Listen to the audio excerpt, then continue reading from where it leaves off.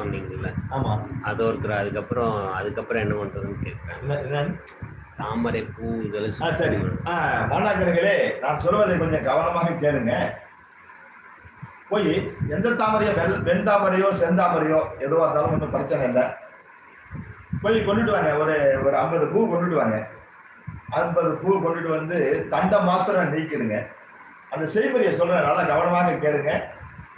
தண்டை வரைக்கும் நீக்கிட்டு எல்லாத்தையும் வந்து உதிர்த்து போட்டுட்டு நன்றாக அதை கொஞ்சம் பால் அடியில் கொஞ்சம் என்னன்னு கேட்டீங்கன்னா ஒரு சட்டி இல்லை, சீக்கிரமா காயாது உங்களுக்கு. அது காயறதுக்கும் அது கெட்டு போகாம இருக்கிறதுக்கும் ஒரு சுத்தி பண்ற மாதிரி ஒரு 1/4 லிட்டர் பாலை ஒரு இட்லி பானையில ஊற்றி அடிப்பத்தில் ஒரு துணியை போட்டு அதை கொஞ்சம் தண்ணி அது அந்த இட்லி பானை பால் மாத்திரம் இல்லை, தண்ணி கொஞ்சம் ஊற்றணும். எல்லாம் சொல்லி இதாகிடும். பச்சை தண்ணி கொஞ்சம் ஊற்றுருங்க. ஊற்றி அப்படியே அதை அடுப்பில் ஏற்றி நல்லா கொஞ்சம் அப்படி இருக்க ஒரு ஆவி வர வந்து எடுத்துருங்க. எடுத்து போட்டீங்கன்னா சீக்கிரமாகவும் காஞ்சிடும். அது சுற்றி அது வந்து 10 வருஷம் அந்த கூட வீணாக போகுது. மூலிகைகள்லாம் வந்து மாணாக்கர்களே 6 மாதம் தான் அது பவர், அதுக்கு மேலே வேலை செய்யாது. இந்த மாதிரி சுற்றி மாதிரி பண்ணால் 1 வருஷம் 2 வருஷம் கூட ஒன்று வீணாக